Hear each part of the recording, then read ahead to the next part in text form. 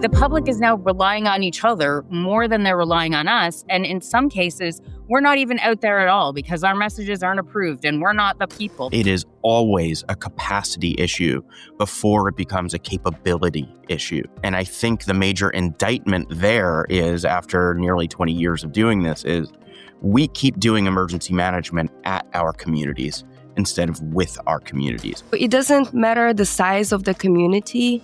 Every community needs to have an emergency manager, and it's not enough of us. It is not enough. Even the prepper, if a prepper wants to be an emergency manager, let them be. At least they will teach their own community how to prep for a better future. The challenge for politicians is they're promising the things that people want to hear. But what we're talking about on this podcast is the physics don't care about that, right? And the math and the probabilities don't care what people want to be promised. How do we expect the community to embrace, the zero zones, right? If we don't have them involved in the conversation of what that truly is. Because we tend to talk to our community, not talk with our community. And that's what we need to change in what we do as a profession. All right, hi everybody. Welcome to EM Wrap 2025. And this is what I would call sort of a special year-end panel bringing together some of the most influential voices in emergency management content. And so this is a bit like Spotify Wrapped for the EM community. So this episode captures what we've been sort of seeing, what we're seeing across the field, what we're listening to, what we're learning about, and sort of our experiences through 2025. And so really, I think 2025 was a year emergency management sort of hit the ceiling of what traditional approaches can handle, so to speak. From the LA wildfires to cascading infrastructure failures, from debates about FEMA's future, which is a very relevant topic this week, to the rise of AI in crisis management and emergency management. This year really tested every assumption that we have had in the past. And so today we're not just really looking back, but we're also asking the question of what comes next. And so here's how we're going to do this. We want to have a bit of fun with this, but we've got 5 hosts around the table, and then 6, including myself, each tracking the profession from a different angle. And I think that's what adds a lot of value. So I'll kick off each round with something that we've been looking at from Crisis Lab and our perspective and what we've been seeing. And then we'll go around the table from Todd to Matt to Anastasia, Laura, and Ralph. And then everyone will weigh in and we'll discuss, and then we'll move to the next round. And we'll do our best to cover sort of the top 3 things that we've been seeing this year. And then if we have time, then we will also discuss sort of what some predictions are for the future in 2026. So before we dive in, let's just do a quick round the table discussion or round the table introductions and see who's joining us today. So Todd, I'll start with you. Yeah, thank you, Kyle, for having us here. And I'm Todd DeVoe. I'm the editor-in-chief of the EMN Network magazine, as we have it, and also the first vice president for the International Association of Emergency Managers. Those are my side things. And my day job is I'm the emergency manager coordinator for the city of Inglewood, California, that is. All right, I'm Matt Green. I think I'm the newest entry here as far as shows are concerned. My first episode of State of Disaster launched in April of this year, and it has been an excellent journey of elevating really smart voices, diving into the emerging stories in the field, and trying to answer some of the questions that I think we've all had over the last several months, and looking forward to the future of doing the same. Full-time, I'm an emergency manager for a county here in the Pacific Northwest, and I love what I do. Anastasia. Hi, thank you so much for having me on this show. Anastasia, I over 15 plus years experience in emergency management, U.S. Army retired. I worked from EMD incidents to work at NASA as well. I have quite a few pedigrees to name within the education realm, but I do run my podcast. We just launched. It's a Beyond the SOP. Is the world breaks, we keep going. That's the story. And what happens past the standard operating procedures. Pass it on to Laura. Thanks so much. And thanks so much, everyone, for including me. My name is Laura James. I'm a Canadian joining you from north of the border in the snow this morning. And I am the host of Resilient Heroes. And this podcast has just entered our 2nd season. And really, idea of the podcast is to promote women in the field of emergency management, whether they're government employees, new to the field and students, close to retirement. consultant, just giving a voice to women who support emergency management across North America. In my day job, I have worked for various levels of government in emergency management in Canada. I am a forester by trade and currently work for Buffalo Computer Graphics. Thanks so much for having me. Over to you, Ralph. Hello, everyone. My name is Ralph Bloomers. I'm coming to you from Oregon, and I have worked for about 25 years on all things wildfire, forest management, natural resources. I started as a public interest environmental lawyer representing tribes, conservation groups. And then there was a big fire in my backyard, and I got asked to do storytelling around that fire to help the community make sense of it. Took to the air, took to the ground, and try to figure out how to share what the experts that I'd been exposed to in my own personal journey around wildfire to the screen. And one thing led to another, and I found myself 6 years in, barely keeping up with, the Paradise, the campfire, the Burn Paradise, the Tubbs fire, the Woolsey fire, fires where I lost a friend and many people that I knew lost their communities. And we really wanted to tell stories that would help people take action, to have aha moments, to take them on that journey themselves so they could reach their own conclusions. And now I've worked on several PBS weathered programs, which is short form explainer videos. They're about 10 minutes, some are 30. And then we just did a feature on the LA firestorms, and we're doing an anniversary special that's going to come out on January 7th. And I have other projects around fire technology and some things with NASA and the DoD. So I've left the legal realm behind, not completely, still sometimes engage on policy and things related to how do we prepare communities, but it's often linked to the storytelling and filmmaking aspects. That's great. Yeah. Thanks everybody for the quick introductions, letting us know what sort of perspective you're coming from. And I think this will be a very interesting discussion. And to kick it off, from our perspective of what we're seeing at Crisis Lab, I think one of the things that we're seeing is something we also published and wrote about on LinkedIn as well, but it's really about velocity. And so for us, what we're seeing, and as the more sort of that we work in the international space and the more that we see sort of the conflagration of different events all occurring all at the same time and different speed, that's really the first thing I'd want to put on the table to everybody, which is really the effect of speed in terms of the way that these things not only grow, but escalate very, very quickly and become very complex. So even if you take, for example, which many of you are familiar with, the LA wildfires showed us what happens when a crisis can actually move faster than our own internal response systems. And this is sort of what I hinted at the very beginning, which is like our traditional systems of how we respond are just really becoming overcome very quickly by the actual response itself. And so, a number of people died. I think it was 17 people died. We had West Altadena, and the evacuation orders arrived late. We have water system failures. We have decisions made about water systems in advance that sort of exacerbated the way that the crisis occurred. And then even we started to see throughout the year, like this report that was issued, I think it was from the McChrystal Group, which was talking about after action reviews, outdated policies, inconsistent procedures, communication vulnerabilities, which is really slowing down the ability to respond. And yet the way that a crisis or emergency or disaster is happening is only getting faster and faster and becoming more complex. And so all of this really wasn't something I would say unique to just the LA or even the fire space, but these sort of traditional protocols, by the time those kick in, entire communities are already gone, basically, right? In a sort of more dramatic fashion there. But public information was difficult to keep pace with what was happening, especially with, information, disinformation. Evacuation orders couldn't keep up with pace of the movement of, even the floods in Texas, for example.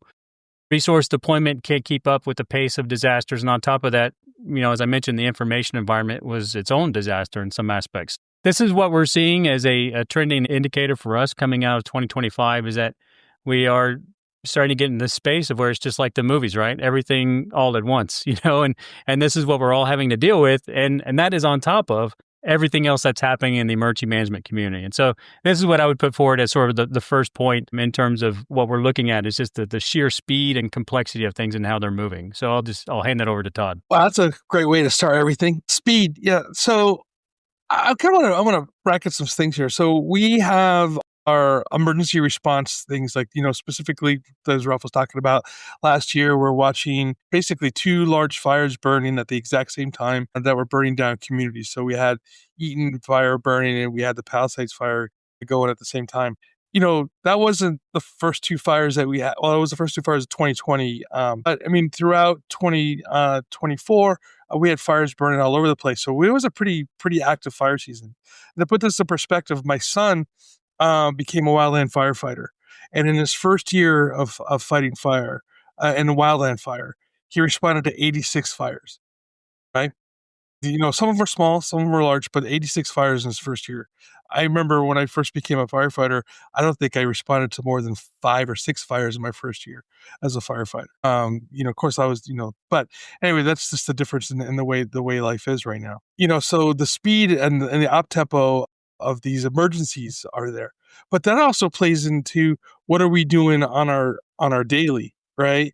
As far as training goes and as far as planned events. Here in Los Angeles, what do we have coming up?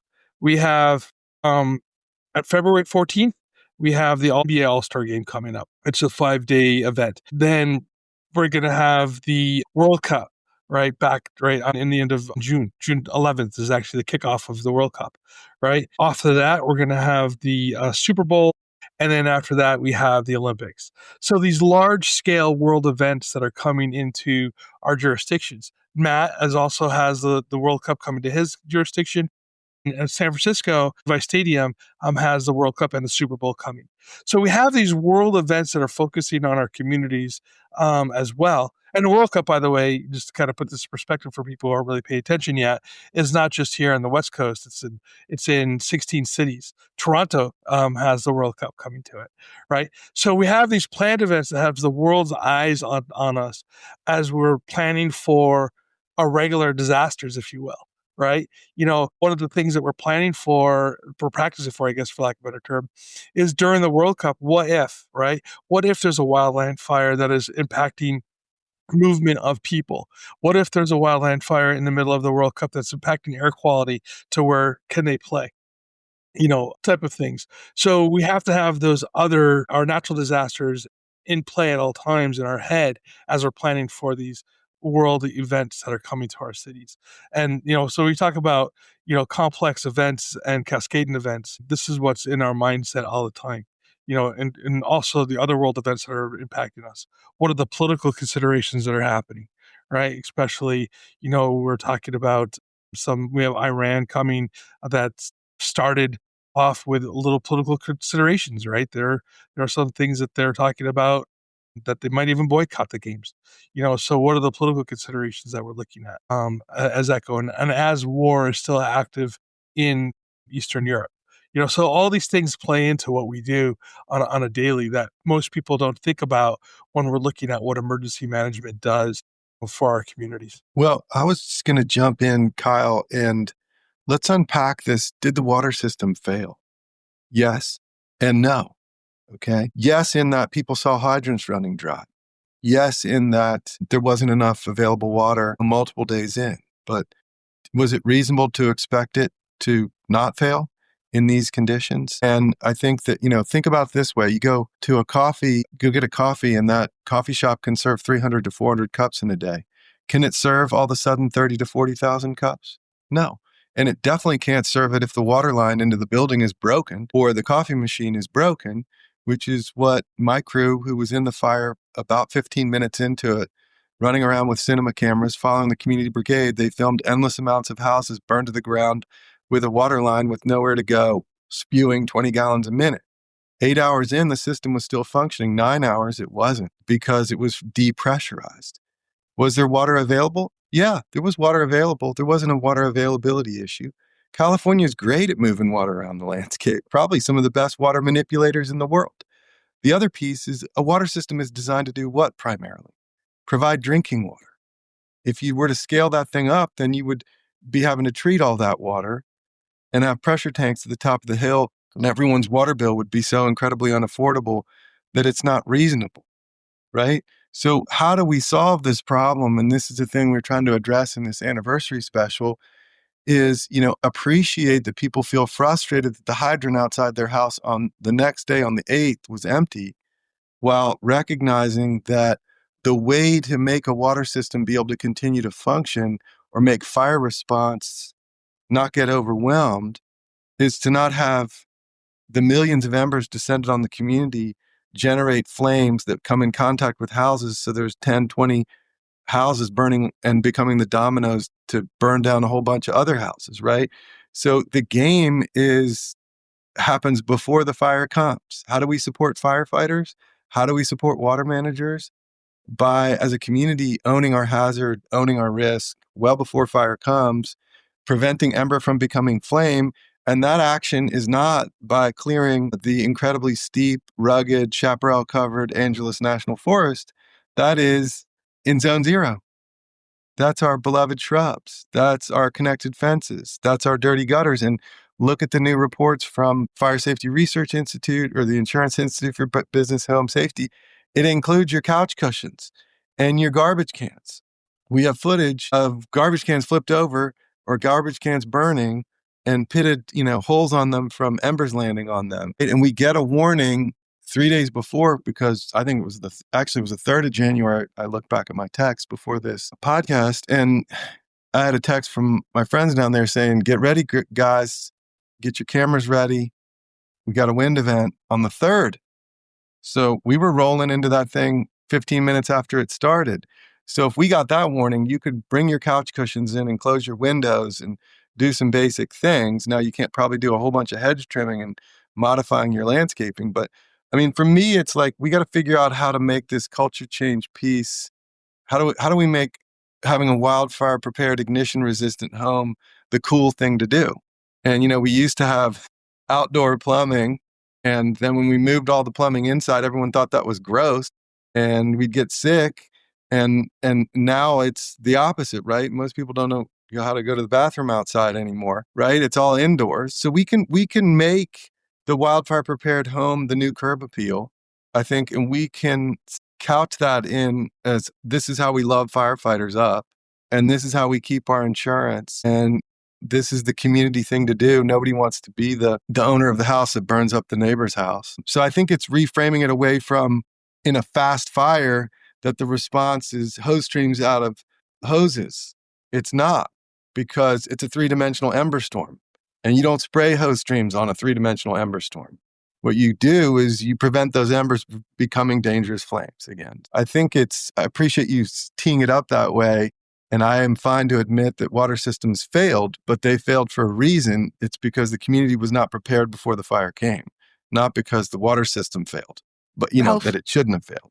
So I'll take over from this one. So from a big planning perspective, we wanted to plan for a worst case scenario and then scale down, right? And within emergency management, we always think about us, we always think about community, but we also need to reorganize the way we teach the community. The regular fire preventive classes or anything the really small classes that the community receives at senior centers or anywhere else, we need to rephrase those and teach the community to actually, from the lessons learned, to basically to identify like any kind of dangers, anything that you really have within the community itself.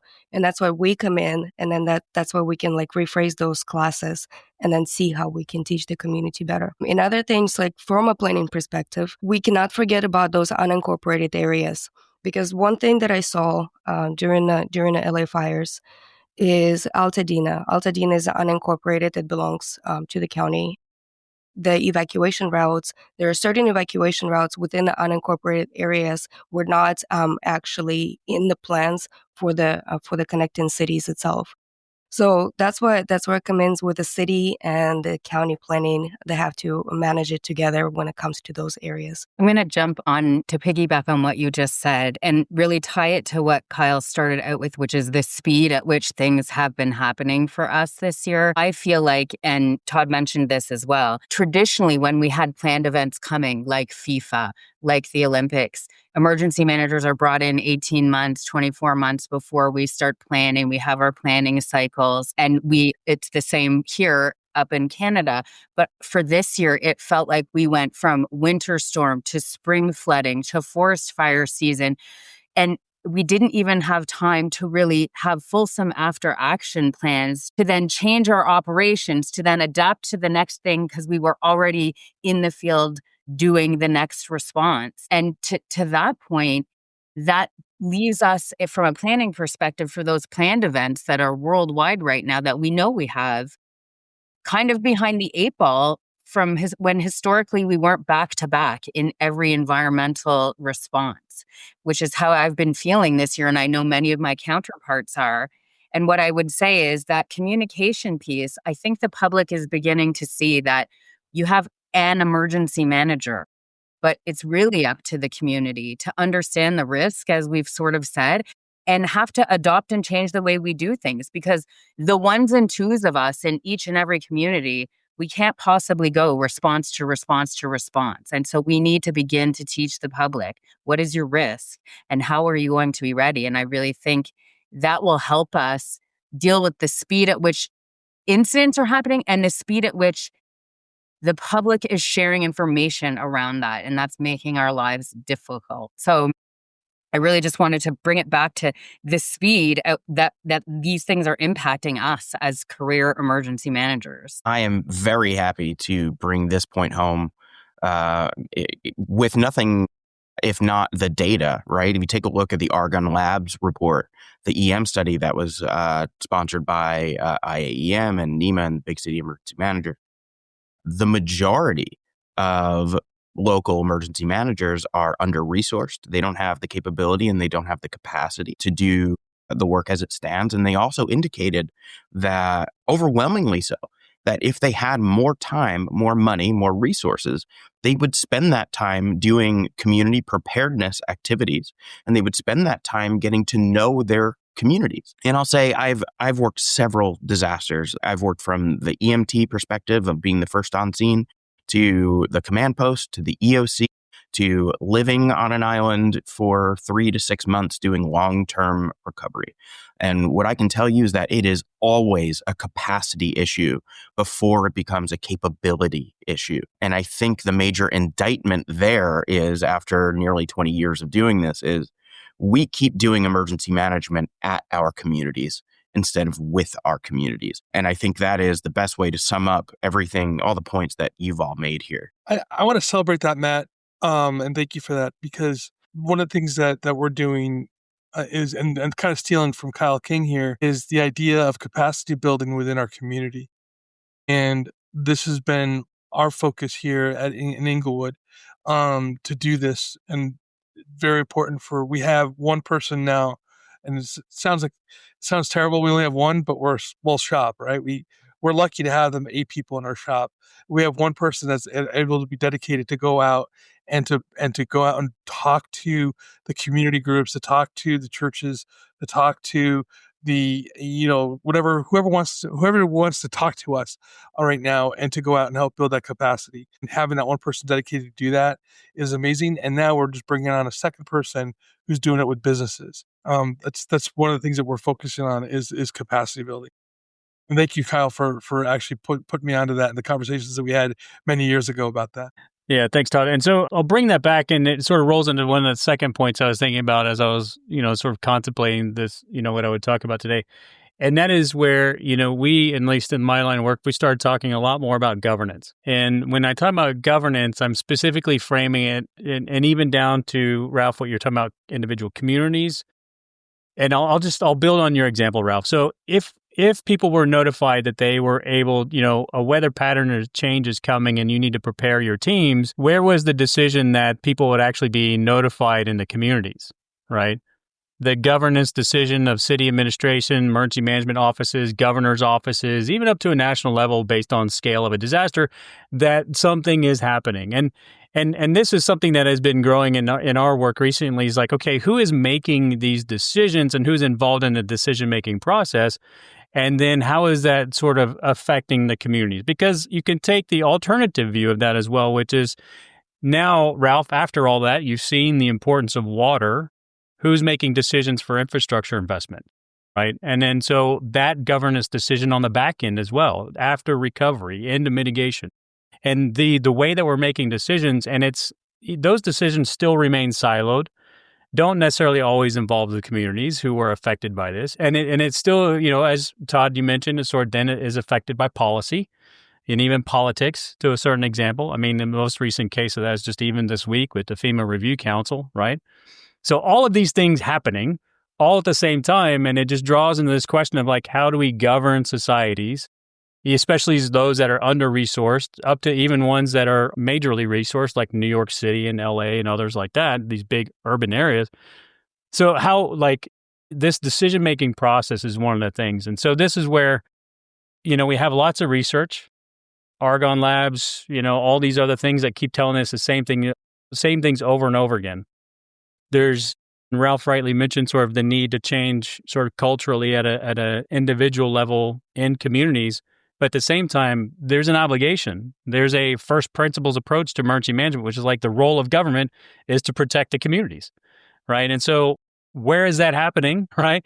And if it needs to be resourced, then resource it. Isn't that sort of the first principle that we always have, is to protect the people that live in our communities, that drive the economy, that drive the sort of the livelihood of our communities in themselves. And we're seeing this on so many levels. I could probably go on, but I'll stop there and throw it back to you, Todd, because that's what we're seeing is like this process of up and down, and these decisions are the things that are having the most either impactful or detrimental sort of effects on communities. Well, I'm going to get on a soapbox here for a minute, and I'm hoping that my fellow emergency managers here might back me up here. So when it comes to, let's talk about emergency management first, and then we can get into the decision-making matrix.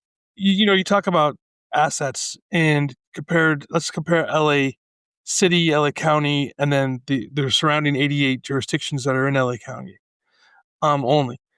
LA County has around 40 emergency managers, give or take, right? I think it's 38 right now. LA City, same thing, around 40 emergency managers. And most of the 88 jurisdictions in LA County have maybe one emergency manager. Some of them have a half, right? And so if you think about the population in LA County and the threat assessment, outside of just the earthquakes, but the wildland fires that are there, and then, of course, then you have the human-caused disasters, whether it's terrorism potential or just, a plane falling out of the sky, which we've had some of those occur. They got their only Cessnas, but those type of events that could potentially happen within this county is tremendous, right?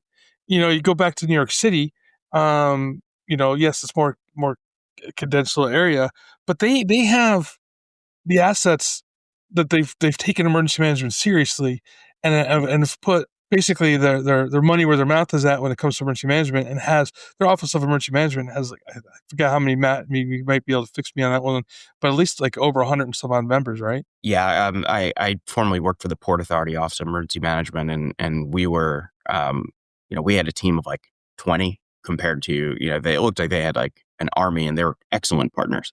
Right.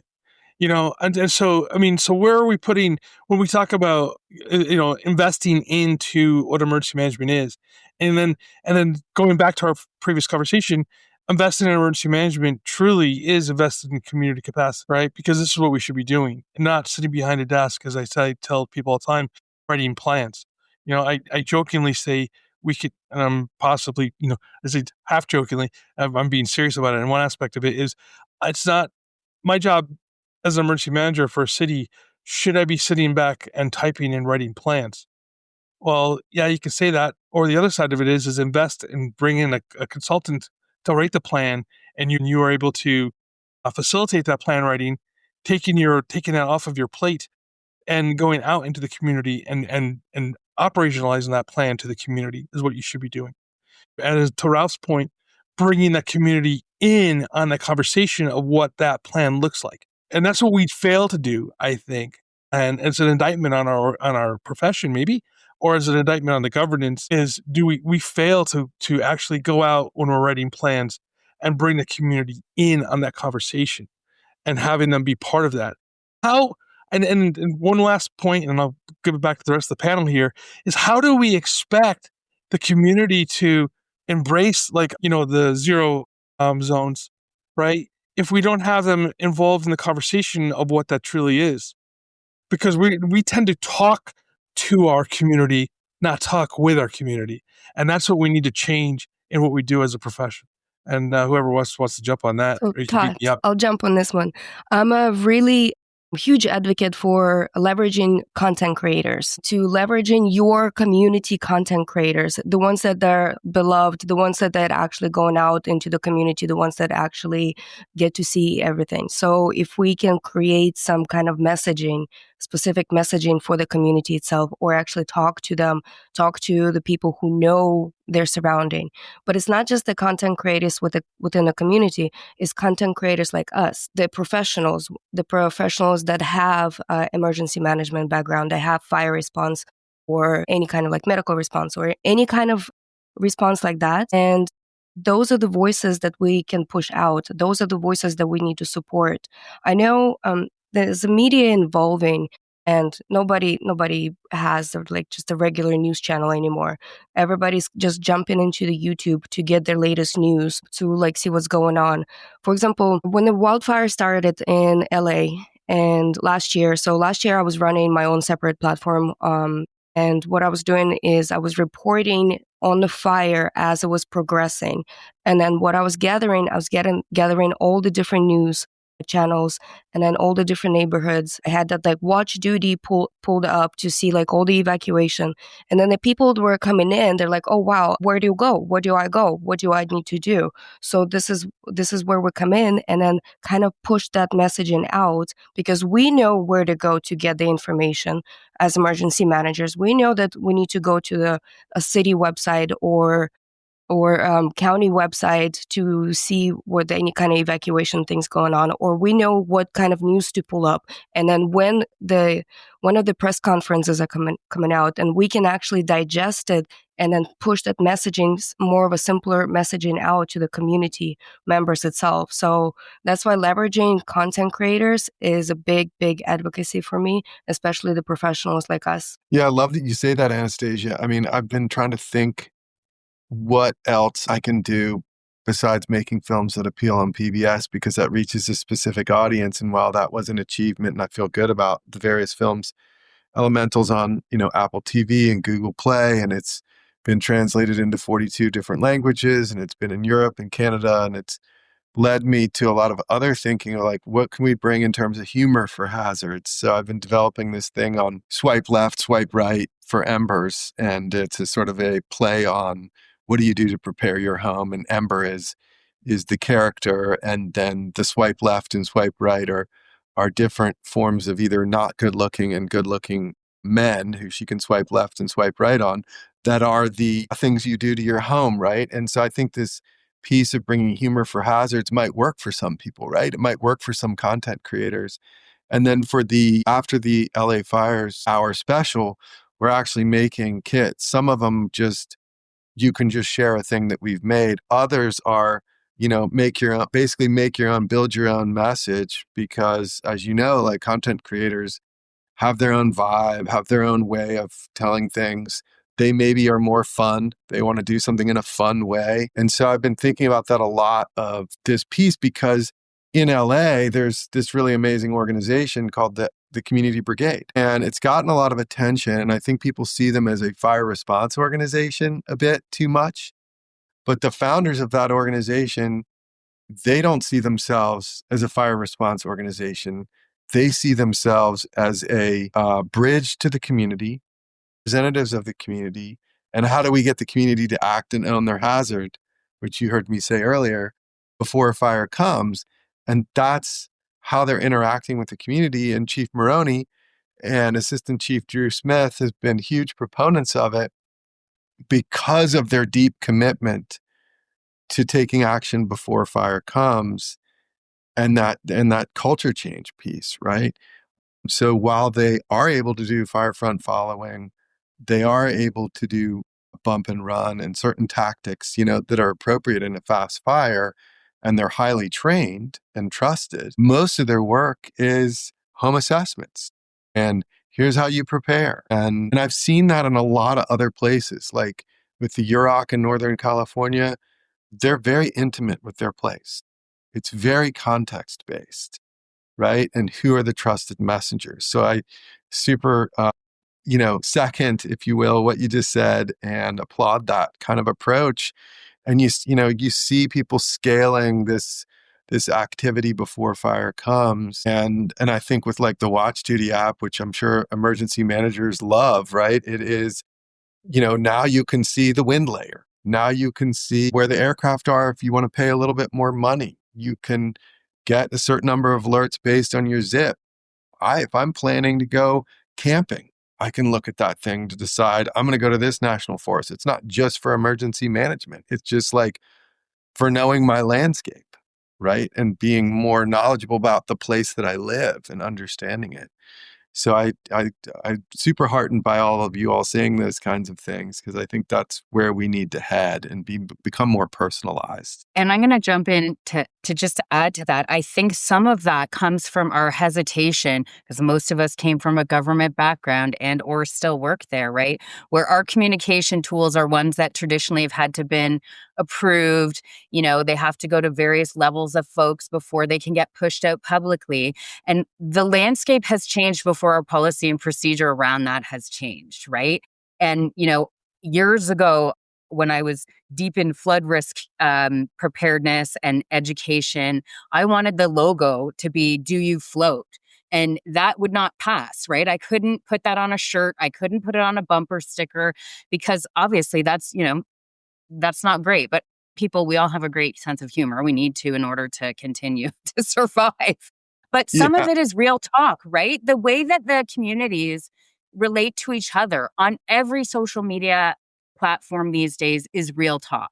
So as emergency managers, exactly what Anastasia and Ralph have said, we need to take that upon ourselves to say, hey, this is coming your way. Are you ready? What are you doing? And those little snippets of not pre-canned, not ready to go messaging, but that real-time thing, I can see the embers, we can see the flames, what are you doing? What can you do right now? And being the advocates and taking that voice upon ourselves, away from sort of that policy and procedure manual to say, hey, this is how we communicate now. This is community resilience. They're talking even if you're not. And, there was a really great example of this up here this past winter. Huge ice storm impacted multiple communities, no power for days, no water, no heat, no sanitary. And the messages were really around the public communicating, the public letting the other public know where they could find a warming center, where they could get water. And really, the public is now relying on each other more than they're relying on us. And in some cases, we're not even out there at all because our messages aren't approved and we're not the people. But I think we really need to own that. We need to own the 24/7 news cycle as emergency managers and become, as Anastasia and Ralph has said, the talking heads. And I'm not shy to say, hey, it's dry out there. No fires. That's how it is, and remind people.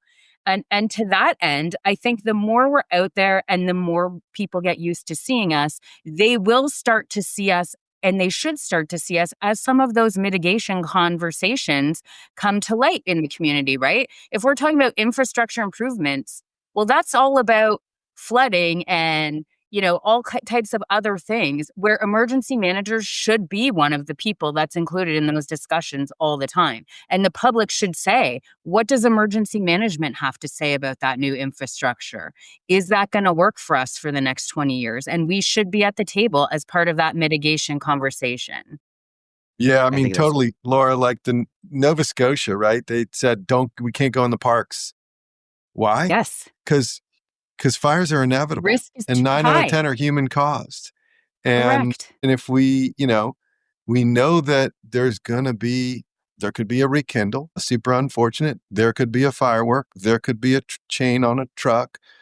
Fire's inevitable. And I think you're hearing more from emergency managers and firefighters basically saying that. We focused so long on prevention of ignitions, but, the reality is we're not going to be preventing all the ignitions.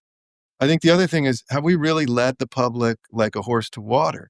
I don't think so, because we say the problem is in the forest, or we say the problem is with fire response, or the problem is with the water system. In a fast fire, the problem is the unadapted community. The solution is the adapted community. It's not all fires that are a problem. It's 3% of them. 3% of ignitions burn communities to ground. 88% of those are very fast fires. wind-driven, on-slope wind events with fire in it. So like we have to truth talk about what are the conditions we're dealing with for conflagration. And that's not all fires, right? And we love to, sort of, not all of us, but the media sort of demonizes and talks about a wall of flames. Well, that's not what it is, right? And I think whatever it is with flood, it's a different set of messages. You all are probably more adept at speaking that world. I'm Mr. Fire Guy, so I can just rattle on all day about that thing. But I do think that this like consistent messaging from the insurance industry, from emergency managers and firefighters of like, we live in fire country, is gonna happen. Here's what you can do to support us. Here's what you can do to support your neighbors and yourself. And there's a really important layer that you have to own. Instead of, we got this, we're the experts, we're gonna solve it for you. And then you're creating an incredibly unreasonable expectation on behalf of the public. That then what you see, like Anastasia, I'm sure you observed this in LA, is a lot of people that are hurting. Maybe they're hurting because they lost their homes. I get it. Like I have friends, but saying things and finger pointing and Monday morning quarterbacking because the unreasonable expectation was created beforehand of we've got this with fire trucks and hoses. It's a bit definitely on those of us in the spaces of being responsible for figuring it out, for creating that expectation. And we sort of need to, I think, Laura, we need to do some truth telling around that piece. I think on the governance piece where we're missing the mark is that I think governance like alert and warning and like these communication methods, they should be happening as close to the problem as we can get them. And I think because we're starting from 30,000 feet with governance top down, I think that's where we start to miss the mark, as it doesn't scale down as well as it could. And I think that also scales to emergency management being in the room. I've learned quite a bit throughout my career from the disability advocacy groups, specifically the phrase "nothing about us without us." And I think that agency and empowerment and collaboration is so important, from the community to the emergency manager, and then the emergency manager to the electeds, or however that may work. And if there's anything I've learned throughout working multiple disasters and it's been a through line through my show, which is disasters are weird. Disasters are never going to behave the way you think they're going to, whether it's three-dimensional embers or a flood that scales to a chemical spill but disaster indicators are just as weird, of knowing that this is going to go from something that may be quote unquote typical to something that is truly a disaster. And more times than not, it is the people closest to those indicators that understand them the best. And the last thing I'll say on this particular topic of governance and understanding is that I have been interviewing a gentleman by the name of Gregory Vigneault. He is a wildland firefighter turned academic, and between the two of us, we've been talking about complex adaptive systems and complexity science, and about how communities are complex adaptive systems, which means they are unique and they have unique agents, whether it's a political group or whether it's a business that had opened or closed, or whether it's the volunteer firefighters versus the paid firefighters in the community, or these are all independent agents that react to and with each other and external stimuli, and they also will carry their history on their back, right? If you tell Christchurch, New Zealand, that experienced massive earthquakes to prepare versus Paradise, California, where they had a massive wildfire to prepare, they're going to behave differently based off their history. I have a multi-part series coming out with him early in the year, which is basically what if we're doing all of this wrong, which from a governance, to answer the governance perspective and wrap up my perspective on this particular question, is what if there's no best practice for emergency management planning and policy and governance within a community, because each community is so unique? And when it comes to best practice, the best practice for us is to understand and engage our community within the context of themselves. Like Laura, you were saying, I am able to use humor because I know it'll engage X, Y, and Z people, but governance says it's not appropriate, or best practice says it's not appropriate. But within a specific, where I'm from, that is exactly how people want to and need to be engaged. And that's how they will respect us and engage themselves. So understanding that, wearing a shirt or creating swag that has something that might be more snarky probably won't work for every community. But if we're working closest to the problem and respecting communities within the context of themselves, maybe that's perfect for your jurisdiction. And it should be allowed to be. And that's what I'll add there. So I'll sort of build on what Matt said for this next round, because there's a lot to unpack from what everybody said, and I'm just trying to find a way to keep my thoughts concise enough to keep it to like a minute. If communities are so specific, and this is one of the things that I've seen throughout this last year as well, if communities are very specific and everybody is sort of conditioned, shaped, trained by their experiences in that community, and we recognize this, and it comes back to governance now. One of the conversations I've had throughout the year was, at what level or size of a community do you have emergency management? Like, when does it become a thing? Because I've worked in many countries and a lot of times in sort of post-conflict countries and things like that. And at some point, there's always an international program or organization that comes in and says, we need to build police stations and we need to build, security forces in the military and enhance a safe and secure environment. But nobody builds fire stations. Nobody builds 911 centers. Maybe if the WHO, maybe UN might help with building hospitals, but it's all the community's responsibility at the end of the day for those other things. So when I reflect on the United States and I think, okay, we talked about sort of big cities, more, rural urban environments, but at what level is that? Like 10,000 people need an emergency manager? Is it 20? Is it 50,000? And this is one of those key points about governance, is like, when does it actually say like, okay, you need a court, you need a police station, you need a fire station, and you need an emergency manager, right? Like, what is that? It should be a type of box decision. No, what do you call it? Something like a decision that should be fairly easy. I love the meme of like, if this band has 1 million fans, I'm one of them. And if they have no fans, I'm dead. And I think I think that scales to emergency management in any community or home. I just think that applies. Everybody needs an emergency manager. Everyone should be the emergency manager of their own home and their own community. I always think of the Wild West, right? I'm a big fan of the Wild West and the old stories. And every town had these three things. They had a jail, they had a saloon, and a hotel, right? You never saw them have the firehouse. You know what I mean? That was because it just wasn't the thing. It was like, but everybody was expected to join the bucket brigade when a building caught on fire. The community comes together to do a crisis. And to answer the question, Kyle, I think every community, no matter what the size, has to have somebody or a group of people that think about what is the threat when it comes to natural hazards. Right? Because we jail there, right? The law enforcement side is for the man-made, the human caused, crisis, right? What do we talk about when we're looking at the natural? And then I'm going to kind of push this back to Ralph, because I know that he's done some great work with the Native American community, and in the documentary was great. But I mean, I think even our indigenous ancestors were thinking about, even though it didn't call it emergency management, but emergency, at least crisis management when it came to food, water, and also fire. Ralph, want to take it? Wow. I have been fortunate to spend a lot of time with the different communities from North Slope of Alaska, throughout Oregon, some in Washington and some in Northern California. And, most recently I've been working on this series that's couple years in called Fire Safe People. And, the tagline is be your own hero. And I think we just heard that. What this common thread is that's coming forth is that I was mentioning earlier is this intimacy with place and seeing oneself as interconnected with that place. And I was there filming a segment with Robert McConnell, who's the burn boss for the Cultural Fire Management Council for the UROC. And he has 20, maybe 2 years prior to that in fire suppression. And then he returned home to become a fire lighter and steward that landscape.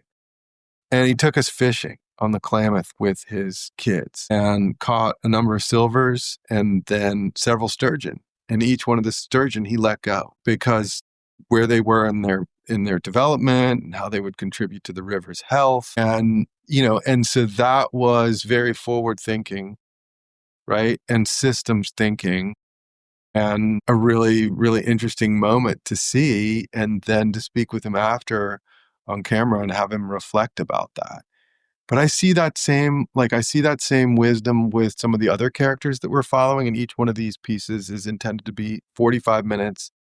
where it's our food, our family, and our security is the A story, right? And the B story is our relationship to this thing, fire. And I think what you're hearing from people is, these they accept natural processes. They don't deny them.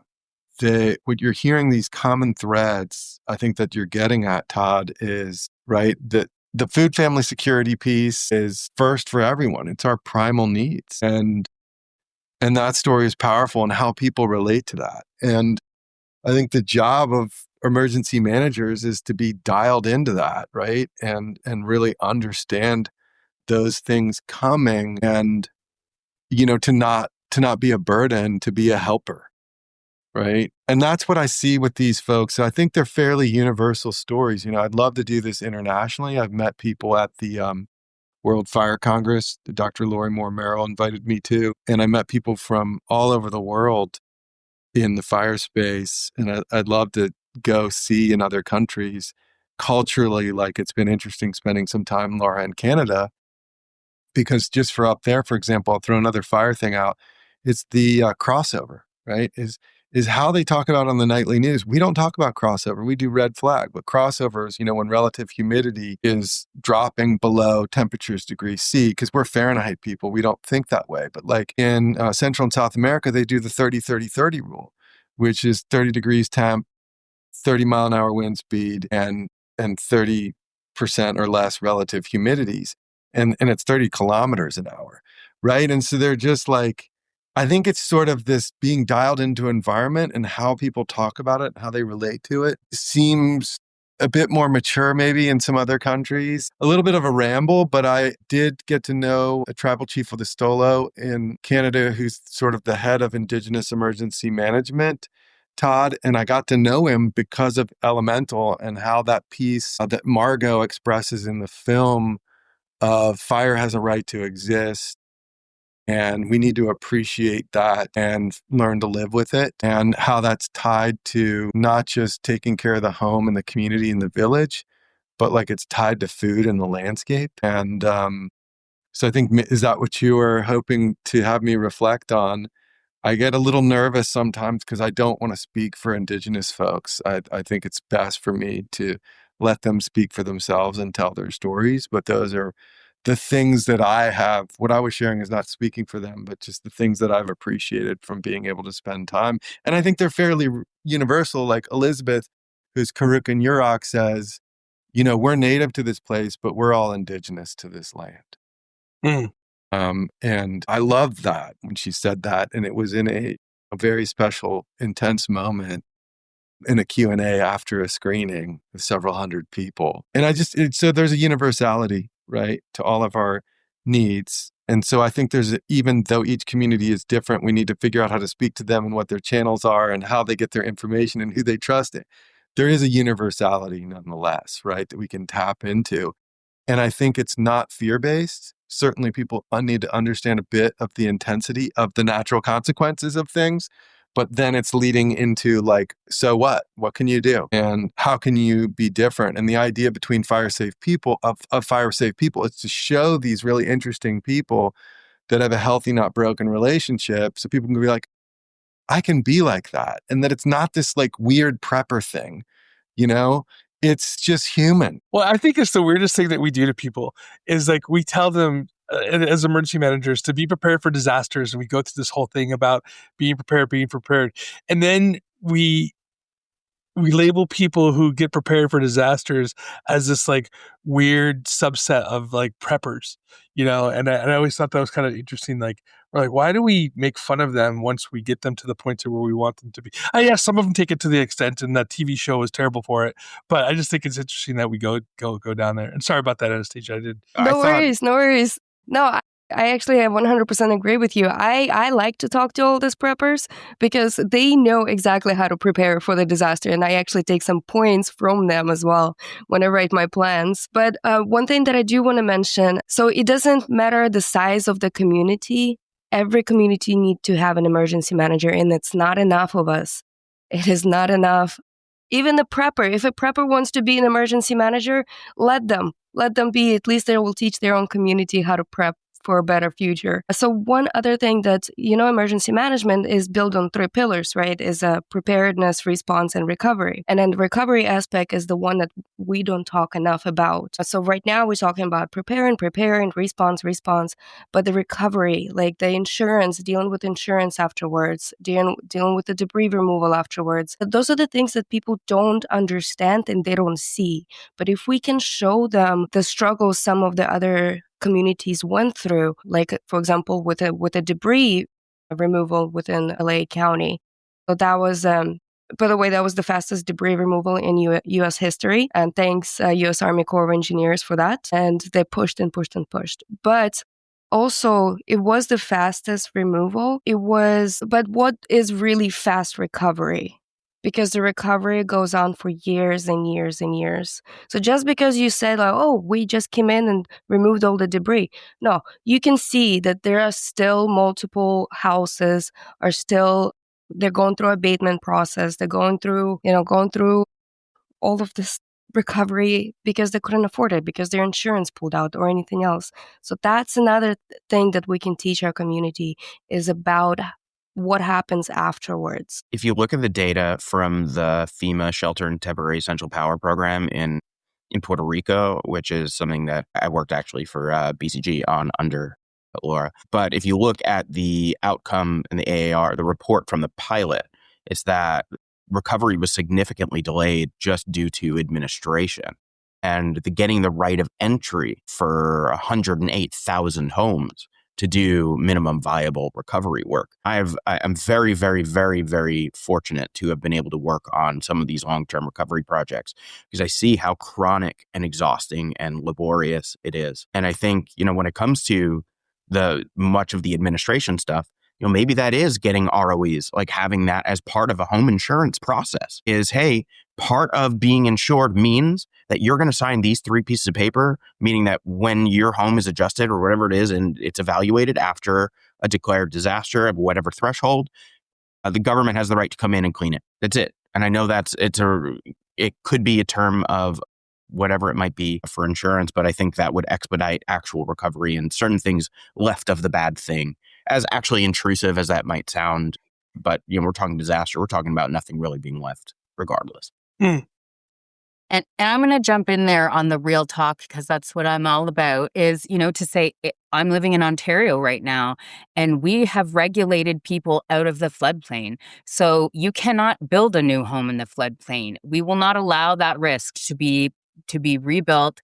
We'll compensate at market value, and where we can, the government or other authorities, such as they may be, conservation authorities here in Southern Ontario, purchase that land to keep it natural, to keep it naturalized, and recognize that, well, it would be great for us to run all our infrastructure through the floodplain. And it would be great to put some high rises in places where we have not enough housing. The risk is too great, and we recognize that, we communicate it, and it's very well known. You cannot insure a property if it's in the floodplain. So having some real talk around, I know we don't like to have our rights taken away as humans, but there is a reason why we're doing that, is because it doesn't matter what we engineer. We have learned that water is going to engineer itself around what we've engineered. So let's try and start keeping people out of the risk. And those are some hard conversations, right?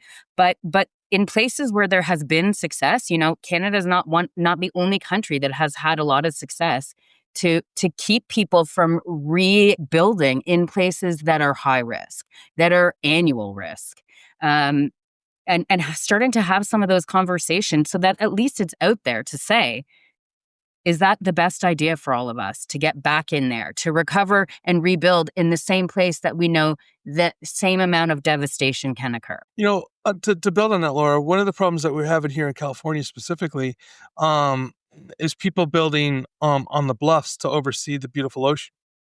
Yeah. San Diego has it. We have right here in Palos Verdes Estates, where buildings are falling into the ocean.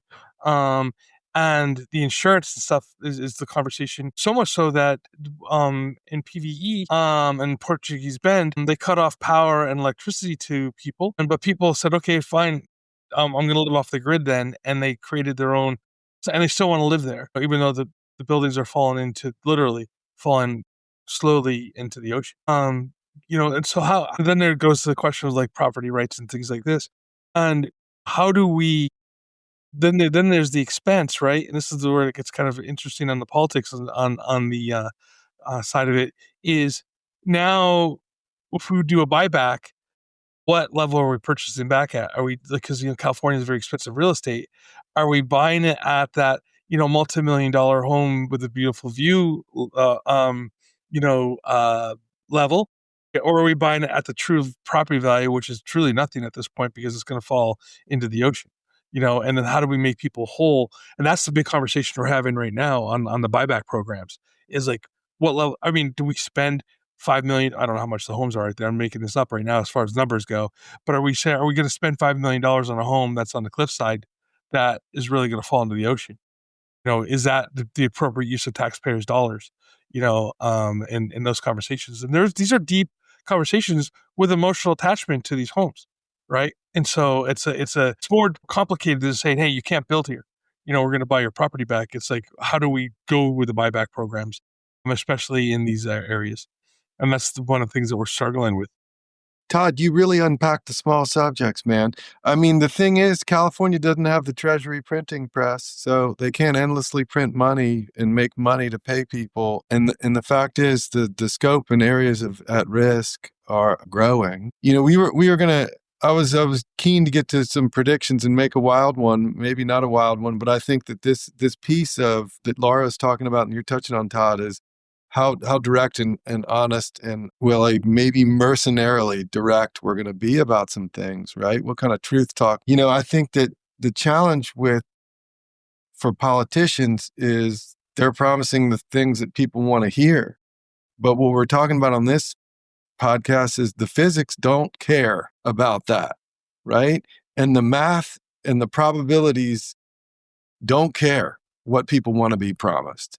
The water flows downhill and it gathers and it's going to flood you if you're in the wrong place. And property rights are a big deal in the United States and investment-backed expectations are a big deal. And people have bought a lot of things without their eyes wide open that they're in a swale where the water's going to flood, or they think the fire thing is, just a Southern California thing, or maybe they don't even think it's that big of a thing, right? They didn't really, even though both Altadena and Palisades and the Santa Monica Mountains have a long fire history, fairly frequent fire history. And so, I don't know. I'm not really a big believer in we should compensate people. I know it's painful. I know it hurts, but the reality is if we don't get real, we're going to become uninsurable. And we can't tell the reinsurance world in Switzerland and Munich and London to cover our butts, with laws. It's a private contract. So we have to start to just get real about where we've chosen to live. I'm not thinking we are going to be able to retreat from it, but I think being able to compensate everyone for their investment-backed expectations, not going to happen. I'll just say not going to happen. I'm not sure it should happen. But maybe that's another show where we can get after that. And I do want to get into predictions on this next round because it's going to be a lot more fun to sort of see what you have to think about what's going to happen next year. But one thing that I would say, and maybe this will be my sort of prediction going into 2026 as well, is, okay, so we have all of this information in emergency management. We have all these problems, right? Quote unquote problems, right? But we have all these things that we're working on, from plans to World Cups to events, managed retreat, insurance, reinsurance, all these sort of different things that we're thinking about, our mitigation plans, long-term recovery, community engagement, activity, all these things. And you might have heard of, I don't know if you've heard of Cal Newport, right? But he wrote this book. It was about deep work and things like that. And then I started thinking sort of towards the end of this year, and I was like, emergency management as a field is absolutely the worst in terms of context switching, right? Because you are absolutely jumping between everything all the time. And if you're doing more than like an hour of context switching, you're dropping like 20 IQ points, right? And so we are effectively, by profession, making ourselves dumber. The more we work, the more we try to fix things, and the more that we try and actually deal with all these different subjects, we're actually less effective. And so it comes into this whole conversation, I think, that we have to really get to a core truth about, which is how, and it's sort of, we've sort of indicated to a certain extent, is like, how much of this do you actually offload to the community as it's your responsibility? You know what you're getting into, and you need to be responsible, or individually or as a community, you need to be responsible. How much is that offloaded to different departments of government? How much is it actually emergency managers' responsibility? And then how is that actually, sort of diversified? Because as we go into 2026 and as there's sort of political initiative or will, we'll see what happens, but to, sort of restructure FEMA, for a polite term, and push that sort of responsibilities down to the state, like, who's going to end up eating all of that responsibility? And it's like, it all has to go somewhere. It all has to be offloaded somewhere. And simply grants don't really remove work. It's just a financial tool. It's just somebody still has to rebuild communities, and somebody still has to go out of the office and do all this stuff. And maybe they'll fund more positions, maybe not. But that's sort of the issue that they're sort of getting into, is this massive sort of issue of context switching in 2026. And I'll give like two different sort of perspectives, because we have a community and a couple of people wanted to offer some ideas. One of them is that we're doing all this context switching against the backdrop of sort of having these hard truths, Laura, like you're talking about, this real talk, which is like, okay, even if we were able to do all this stuff, we're not really being honest with ourselves about like the state of critical infrastructure in the United States. Yeah. Like, we'll throw $1 trillion into AI, but, have you seen our roads and bridges? And it's like, we're not really having an honest conversation around that. And the second thing is, with all these trends like AI, like cyber, like all these things, we're developed, especially in the business space and organizational space, you're developing tunnel vision. And then you forget about the physical threat environment that you have, or anything else in your community, because, well, we're just really worried about cyber attacks or ransomware or the next trend, the next threat. And so we've got this weird space going into 2026. And my trend, or my prediction for next year, is we have to really come to grips with context switching, because we can't be everything to everybody. And that's going to force a massive offload of responsibility to individual and community responsibility, which they may not, and they probably will not like. I'll leave it at that. Well, Kyle, that was rosy. I think I'm gonna sort of piggyback on it a little bit. One of the things I've been really looking at is the context of emergency management in the light of federalism, right? And especially with the way our government right now is wanting to push things back to the states. And I don't think we've ever truly, and I think that some of this is political rhetoric, where it was saying, the local government, is responsible for the disaster. And, I think it's always been that way. I shouldn't say I know it's always been that way. We've just been funded by the federal government, and the federal government has always been, for lack of a better term, that checkbook. We have seen some mission creep, if you will, where the federal government's been leaning forward and positioning some assets. I think we saw this because people don't understand what emergency management is. And we're truly the only profession, right, where we look at the federal level to prove who we are, right? Fire departments don't say, oh, look at the federal fire department. Law enforcement doesn't point to the FBI. But as emergency managers, we have to tell people, oh, we're like FEMA, but for the local government, right? And I think it's kind of an odd thing. My prediction, and this is my prediction for 2026, is you're going to see an uptake in local emergency managers. Actually, people are knowing who we are. And and I think I'm going to keep it as a positive prediction for 2026. They have safety. So that's why it takes us to kind of recognize that and actually go to the meetings, to the city meetings, and talk about it. And maybe in 2026, this is some kind of messaging that we can push, is to go to those city meetings, even though I'm an unincorporated within the city limits of Pinole, but I still went to the meeting and I said, like, hey, have you guys thought about actually building a separate emergency management? I know you have funds, I know you allocated some funds for EOC that's run by the police department, but who is your emergency manager themselves? So we have a safety plan.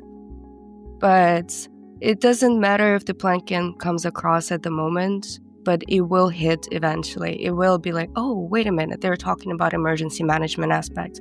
So I think maybe a good prediction is a spike in emergency management department? I actually have a lot of hope. And, at the end of each Resilient Heroes episode, I usually ask, a guest one question: what can you say for emergency management for next year?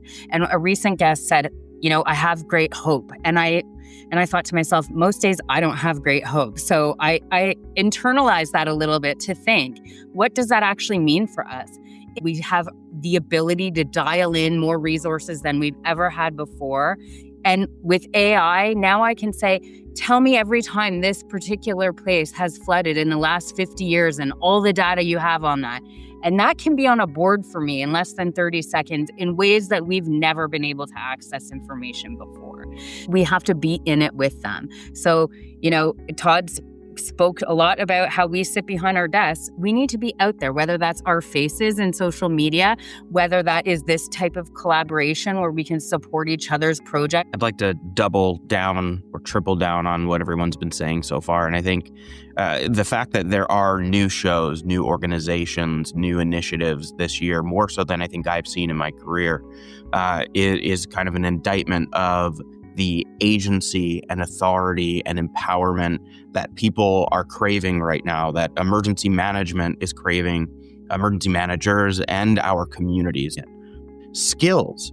We don't hire marketers who are used to doing psychographics and technographics of communities, who are used to running campaigns and A/B testing the type of communications that we're putting out to our communities. And I will myself double down on my theory here for 2026 is that we are going to continue to decolonize the practice of emergency management by giving our communities more agency and more authority and more empowerment, by shifting the hierarchical model of doing emergency management at our communities to more of an ontological model, which puts us as a node in the center of the community.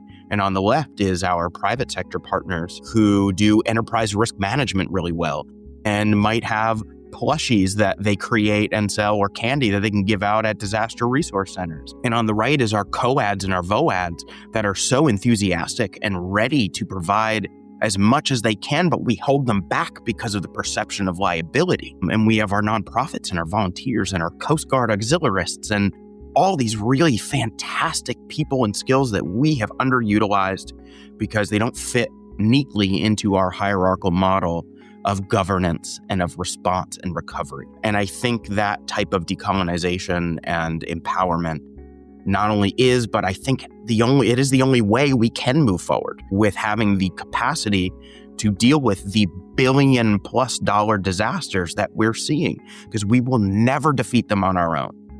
That's my perspective. Now, I'm excited to have my assumptions challenged, because I think that has been the epitome of this journey in the show that I've been on.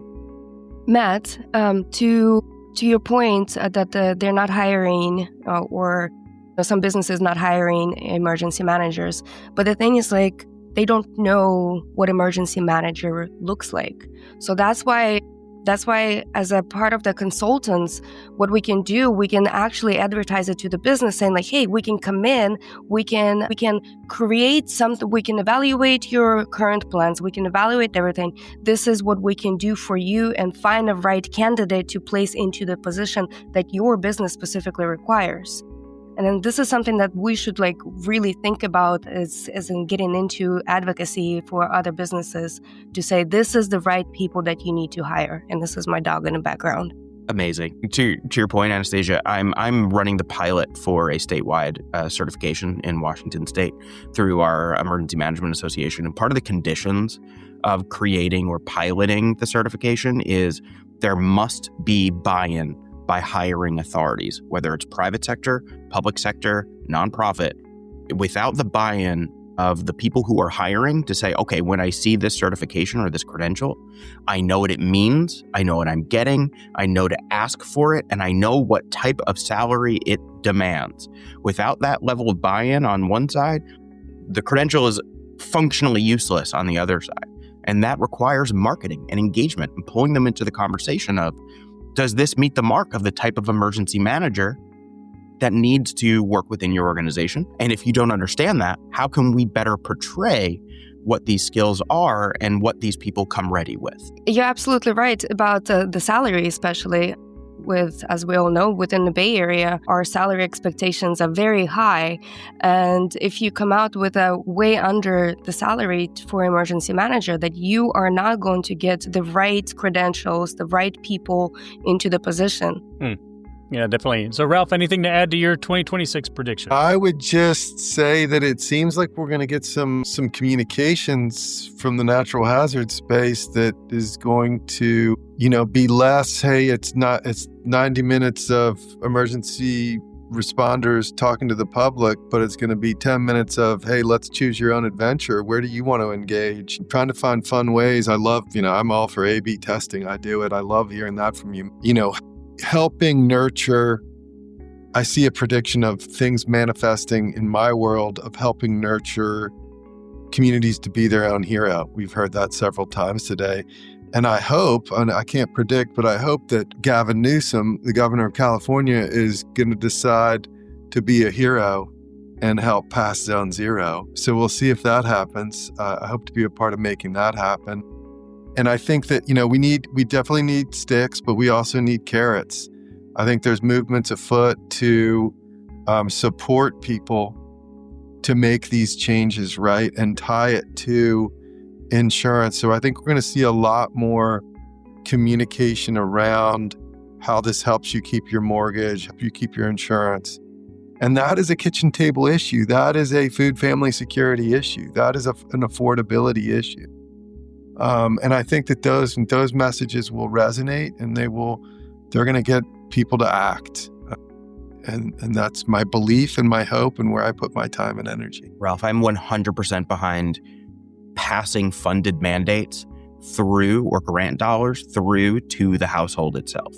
Even if we're investing a couple $1,000s a year, it could be life-changing to the household, and it will save tens of thousands statistically. These are real numbers. Totally. Every dollar we give to a household will save 6 to 13. So why aren't we passing this through to the people who could benefit from it and really use it? So Ralph has got a lot of sort of good clips from this this event. So I really like the choose your own adventure thing, right? And because if you can get that message to the community and be like, you're a participant in this, right? Like, you're not just sort of going to be, the victim in this. You need to be a participant, and these things are going to happen. It's going to affect your life, your house, everything else. So you got to choose how you're going to sort of support the effort. Yeah. Right? And I think that's a great sort of idea. And I'll just say, instead of saying, hey, here's what's in your go bag, let's do an exercise. Imagine you're at work, your kid's at school, and then the fire comes. What are you going to do? I think turning that over, very brief presentations and a lot more sort of, let's think through how we would react in this situation, and therefore what we might do before it comes. And I think that's where the choose your own adventure idea comes from. Is like, what part of the brigade do you want to be in, right? And do you want to be the person that goes to your neighbor asking for water? Do you want to be a burden, or do you want to be a helper in this life? Yeah. All right, good. Well, this was super interesting. I really appreciate everybody, joining in and having a conversation and sharing your experience over the last year. And so as we wrap up, one of the things, of course, before we close out, I would just want to make sure everybody knows where to find each of you and the work that you're actually doing. So I see Todd's on the phone, but we can always find Todd on LinkedIn and also with IAEM, and he's waving right now at us. And also the Emergency Management Network podcast, so he's available there. Matt, where can we find you? LinkedIn, Matt Green. I'm also at stateofdisaster.com, which is my Substack and publication, and you could find me on all the show you could find on, Spotify and iTunes. And I also have the Disaster Discourse Book Club. There's about 200 international emergency managers engaged at that. That's disasterdiscourse.com. And I am at _Matt Green on all other channels. Great. Thanks, Anastasia. Anastasia Mainage. You can find me on LinkedIn. I do write quite a few articles of my own on LinkedIn. And I just started the Beyond the SOP podcast. And I don't have the website for it yet, but it will be coming. And then there's 2 episodes released. I am on almost all of the platforms right now. So I'm still trying to get on Spotify, but it's there. And also I do run a YouTube channel. It's a small YouTube channel. It's a little bit more fun of a Friendly Neighborhood Emergency Manager, and the YouTube channel is Xana May. It's Xana. LinkedIn, kind of extracted myself from the others, so I'm mostly behind a camera. So if you have ideas for a story that needs to be told, and then, my stuff is on various streaming services, but it's, collective efforts, big teams, small teams making the things, and they're on YouTube, they're on Amazon, Google Play, Apple TV. We're working on a thing that I hope to get on one of the big streaming services. We'll see what happens. And then the PBS special comes out January. Check it out. And we're going to do social stuff along with it. We're releasing a new photorealistic animation of what happens in a fast fire and what happens if the community's prepared and what happens if the community's unprepared. So I'm pretty excited about that, but I'm always open to new ideas. So reach out to me if you want to connect. All right, perfect. Yeah, and we'll definitely include all this in the show notes as well, so everybody can just click the link and reach out to everybody, and I would encourage you to do so. Subscribe to their podcast, check out the videos and things like that. So just to close out, 2025, I think, really sort of tested us, both mentally, physically, with all the different disasters and all the sort of changes that we've been seeing across the entire landscape and the community. A lot of downward pressure politically and a lot of upward sort of pressure from different disasters and communities. But if there's one thing that this panel actually does prove, well, it's basically that the emergency management community isn't really waiting for permission to evolve. And so we are building networks. We're building trust before disasters and reimagining our relationship, not only just with fire, but also with elevating, sort of diverse voices. We're connecting through stories and bridging technology also with equity. And that's the work that actually matters. And so thanks for listening, and we'll see you all in 2026.